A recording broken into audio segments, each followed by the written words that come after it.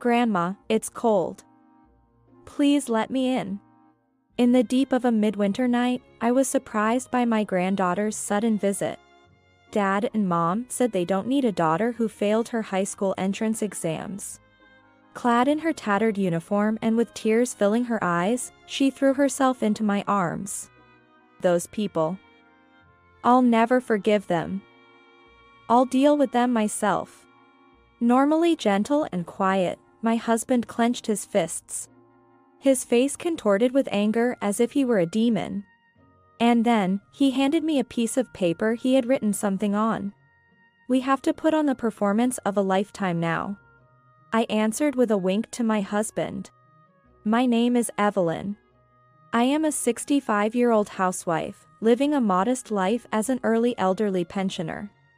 Having worked as a clerical worker at a transport company for over 40 years, I found myself bewildered by what to do with my newfound free time.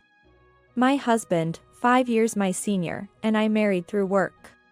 Our relationship started from being a driver and a clerical worker. And we got together with the blessings of our colleagues. I was naive and always pleasant.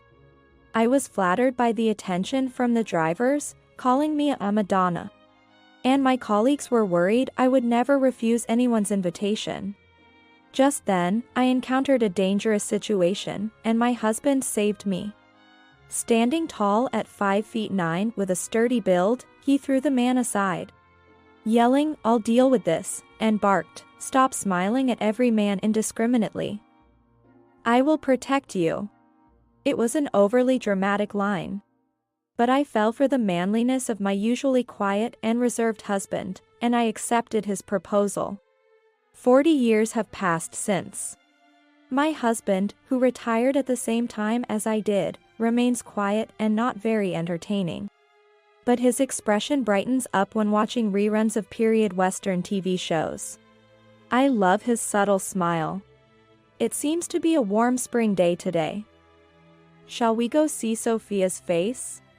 One spring morning, looking at the weather forecast in the newspaper, my husband suddenly suggested, "Sophia is our eldest son's daughter, our precious first granddaughter.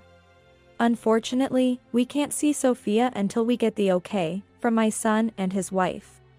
Perhaps my husband had forgotten that Sophia was taking exams this year. I sighed and wiped my hands on my apron as I replied, "It's only a 30-minute drive to see her, and I wish we could see our granddaughter more often.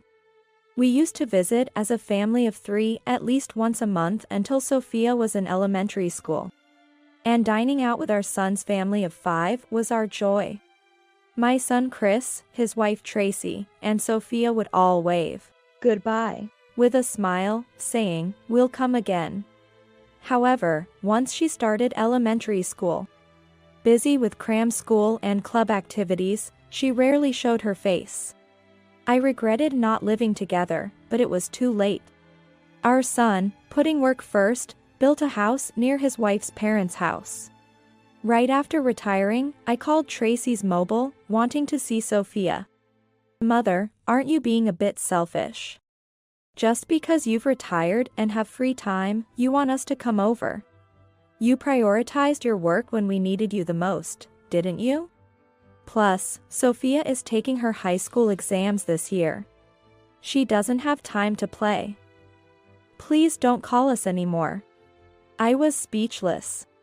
And to my apology, Tracy retorted, 'Sophia is aiming for a super prestigious elite school. She's excellent. We absolutely need her to pass.' I see. But I think putting too much pressure on her might not be good. Education isn't everything, you know." To my hard-fought words, Tracy bluntly replied, "What are you even saying? You and your husband didn't have an education. So you had to work hard all your life, right? I don't want Sophia to go through that. I want her to go to an elite high school, graduate from an elite university, and marry into an elite family. Does Chris think the same?" I asked, worried about my granddaughter's future and what my son thought. I didn't think he would force that on their daughter because of his parents' lack of education. My husband shares the same view. Let me be clear. He regrets being born to parents who lost in the parental lottery, feeling like a loser in life. What? So, please don't contact us until Sophia's exam results are out. Abruptly hanging up, I was left in despair. Although busy, I felt guilty for not being able to take my son out more often when he was a child. But being told off like that made me feel sorry for my hardworking husband. And I kept the quarrel with my daughter-in-law a secret until today. It's about time we heard something. Sophia took the exam at a private high school, right? The exams are over. There should have been an announcement by now. Hearing my husband's murmurs while reading the newspaper, I had a bad feeling about the lack of contact. The incident happened that night. Despite the warm daytime, the night was bitterly cold.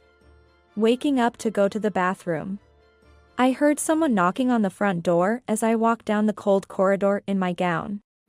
Huh? Is someone there?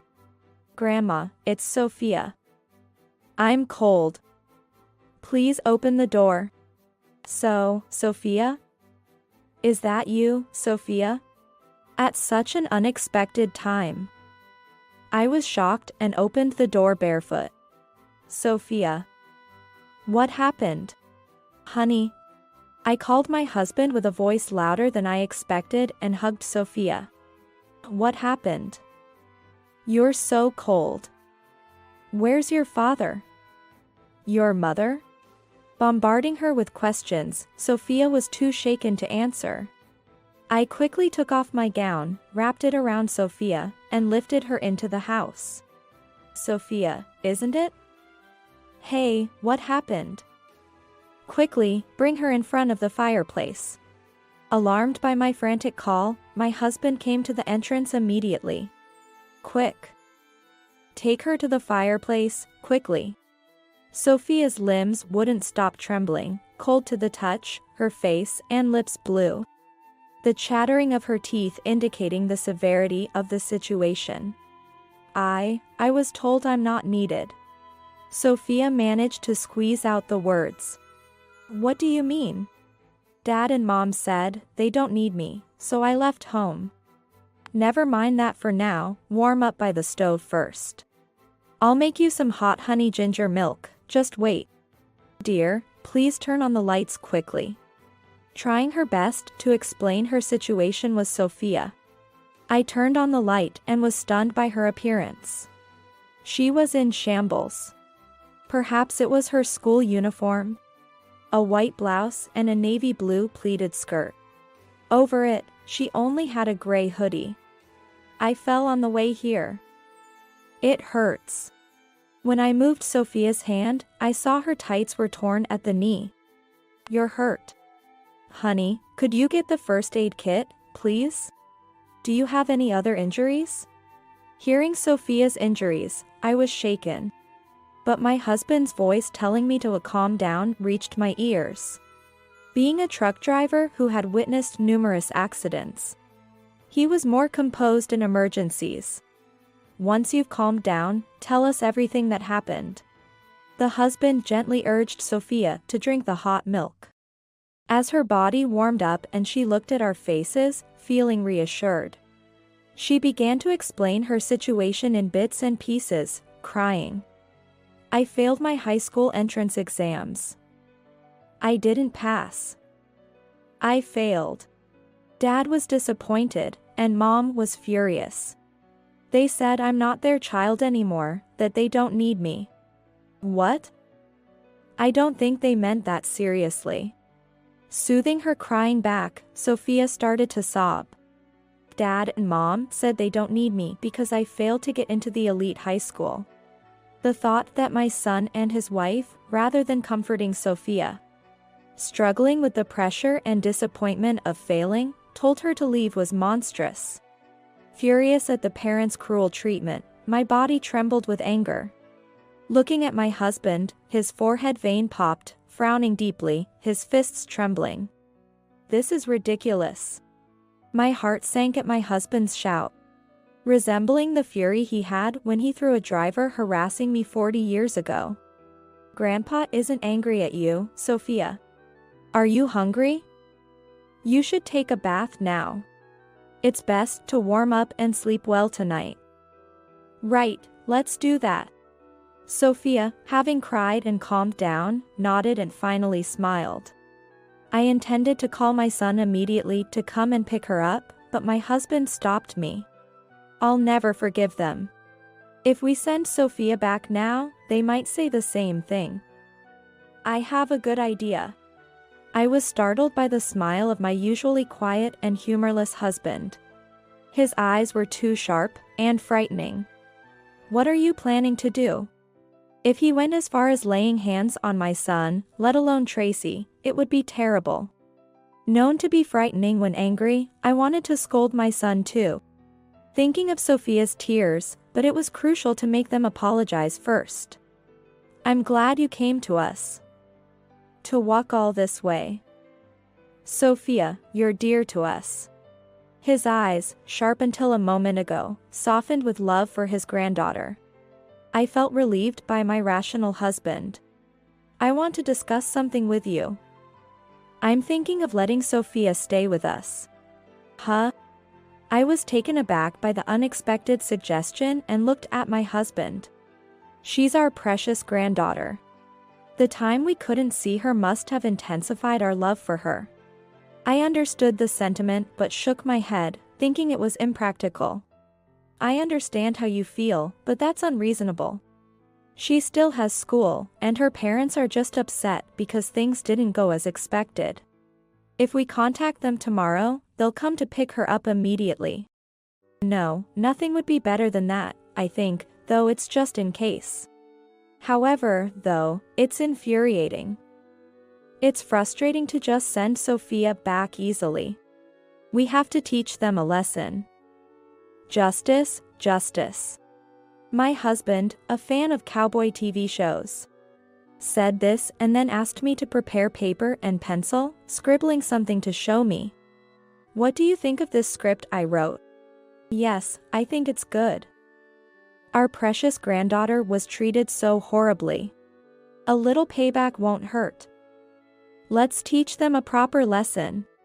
I, usually pragmatic, thought there were good lies and bad lies in the world. I wanted to teach my son and his wife a lesson with a bad lie. I guess we have to put on the performance of a lifetime. I answered with a wink. The next morning, after checking that Sophia was sound asleep, I called Tracy. Hello, it's me. Oh, Evelyn, do you need something? Excuse me? I was shocked that Tracy answered so calmly, knowing her precious daughter had been missing since the night before. If there's nothing, I'm going to hang up. I have a headache from a hangover. What? I was speechless, poked by my husband beside me. I took a deep breath and read the lines my husband wrote late at night. Where are you now? At home. Why? It's not just a why. Sophia is in trouble. We just got a call from the police. I think my acting was very convincing, but Tracy, far from being shaken, clicked her tongue lightly and said, Sophia? Oh, she ran off somewhere after failing to get into high school. She's been taken in by the police, hasn't she?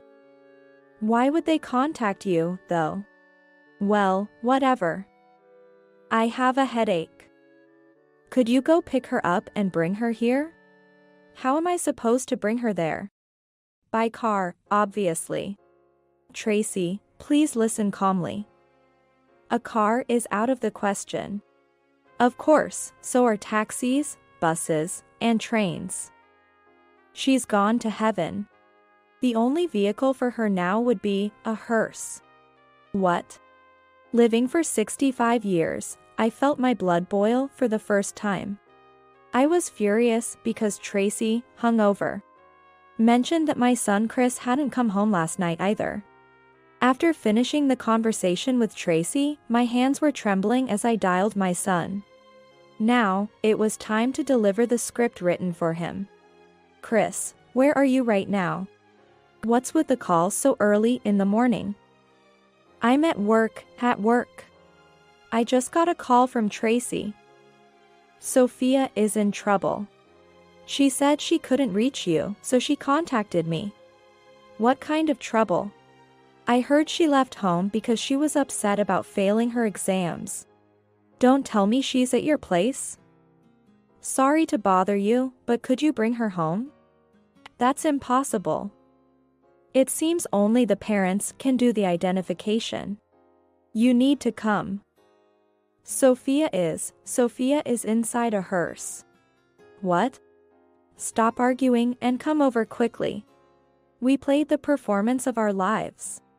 It was a line I hoped never to use again, but it was necessary to discipline them. This was the first step in what my husband called justice.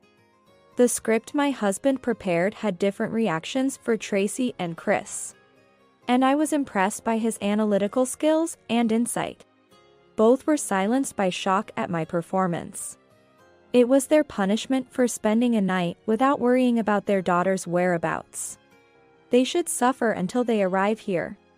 Imagine the pain Sophia must have felt walking all the way to our house. They should feel that pain, no, even greater sorrow. After I finished calling my son and daughter-in-law, Sophia woke up saying she was hungry. Pancakes, bacon, scrambled eggs and baked potatoes. I served Sophia her favorite dishes, and she ate a lot with the same smile she had as a child.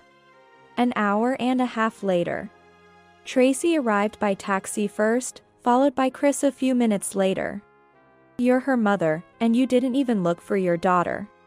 What have you been doing since then? And where were you all night? You were probably with that woman again. I was fed up with hearing their argument from the entrance.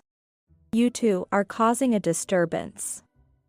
Come inside now. My usually quiet husband's shout made Chris and Tracy shrink back as they bickered their way into the room. Why am I the only one being blamed? You've always left the parenting to me while lying about working and seeing other women. What, as if that's relevant right now? It is relevant. You're such a deadbeat, always cheating. So I wanted to make sure Sophia wouldn't have to marry someone like that. Which is why I wanted her to go to a good high school. What, as if you didn't choose this deadbeat yourself? Yes, I was stupid to choose you. I regret it. Their scuffle didn't stop even inside the room. I was both dismayed and disappointed in my own child and his spouse. Enough from both of you. My husband, fed up, shouted as he entered the room. Shifting blame is disgraceful. Aren't you concerned about Sophia's well-being at all? Faced with my husband's wrathful demeanor, Chris and Tracy looked at each other. Where is Sophia now? Their synchronized response in such a chaotic moment made me laugh dryly. Don't you care about Sophia? Isn't she more important to you than your own lives? Well, that's... Their synchronized response again filled the room with tension. When I thought she was gone, I felt relieved, like a weight had been lifted off my shoulders. We've been considering divorce for a while, but Sophia was in the way. Neither of us wanted custody or to pay child support. Shocked by their unbelievable statements, both my husband and I were at a loss for words. A child who failed to get into an elite high school is an embarrassment. I didn't want her anyway, so this worked out. I don't want her either. And let's split Sophia's life insurance money. How could they be so heartless? This was the second time in my life I felt utterly disgusted. I was glad I had asked Sophia to run an errand to the store earlier. She shouldn't have to hear such a conversation. I didn't raise you to be like this. What? Ah. As I approached to hit my son on the head, I screamed in horror at the unexpected turn of events. Are you even fit to be Sophia's parent? You bastard. Despite usually being quiet, my husband raised his voice and slapped my son on the cheek. "What are you doing? I'm going to straighten out your attitude." With that, my husband struck again. Eek! My husband, who had never raised his hand before, put all his strength into knocking my son down. Chris, holding his cheek and tearful, looked pitiful. Tracy started trembling next to me, frozen by the sight of her usually quiet and gentle father-in-law taking action. Justice served. After delivering 3 hits to my son and a lighter one to Tracy, my husband smirked and muttered. He must have been waiting to say that line. "I'm back. Grandma, I bought pudding and cake. I'll put them in the fridge. Oh, and I took you up on your offer and got some underwear too." Huh? What are Mom and Dad doing? At that moment, Sophia, returning from the convenience store, found her parents and was surprised. Eek! My son and daughter-in-law screamed as if they had seen a ghost. After all, they thought their daughter was no longer of this world, so their reaction was understandable. "Sophia, you're alive." It was my turn to silence my ashen-faced son and daughter-in-law. "Mom and Dad came because they were worried about you, Sophia. Isn't that nice?" Despite their horrendous behavior, I offered them a sliver of hope with my words. I see. But I won't be going back home." Sophia remained calm. "What? I'm going to live in this house." "What? After I graduate from middle school, I want to attend high school from Grandpa's house. The high school I really want to go to is closer to here." "I see. That might be a good idea." Surprised by Sophia's sudden decision, of course, my husband and I welcomed it. "Sophia, what are you saying all by yourself?" "That's right. You're still a minor.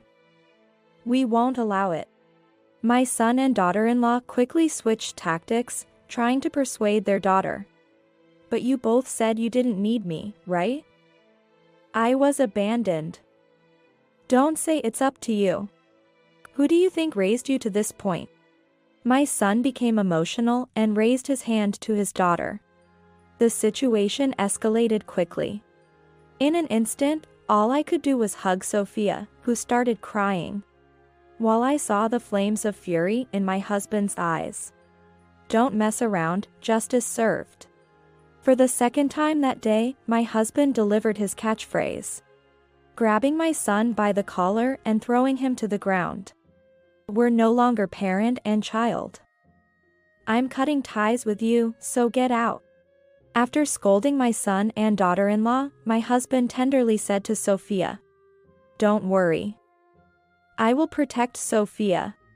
Seeing my husband's manliness for the first time in 40 years, I fell for him all over again. "You wouldn't say that, would you, Evelyn? After all, you've always wanted to see us, right?" Tracy, witnessing my husband's declaration of disownment, desperately sought my support. "Sorry? I stand by my husband. But if we're disowned, what about Sophia's education expenses? You got a significant retirement payout, right?" "What?" I'm appalled. It seemed my son and daughter-in-law were counting on our retirement savings. "I don't mind spending money for my granddaughter, but not for your vanity." I firmly stated my position, and Tracy slumped to the ground, defeated.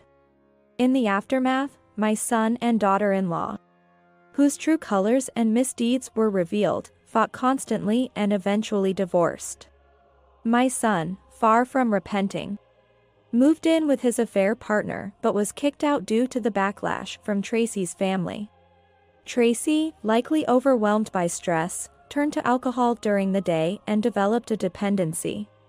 It was heartbreaking to have such parents, but Sophia excelled, got accepted into her first-choice high school, and soon would be living with us. Shall we go buy a bed, a desk, and curtains for Sophia's room today? My husband eagerly suggests shopping daily, looking forward to life with our granddaughter. Your simple cuisine is delicious, but we should also make various dishes for Sophia. I'll help too. Let's buy some cookbooks. My husband, who had never cooked before, added this to our shopping list. As a couple unsure how to spend our retirement, the prospect of blooming anew filled us with excitement.